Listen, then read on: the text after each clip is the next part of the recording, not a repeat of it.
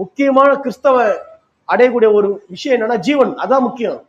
மற்ற எல்லாமே ஆதாம் கிட்ட இருக்குது. ஆதாம் கிட்ட தான் வாங்கிக்கலாம். ஜீவன் இல்லாத எதுவுமே வேற எதனா வாங்க போறோம்னா வாங்கிக்கோ. ஆனா ஜீவன் இயேசுகிட்ட மட்டும்தான் வாங்க முடியும். இயேசுகிட்ட மட்டும்தான் ஜீவன் வாங்க முடியும்.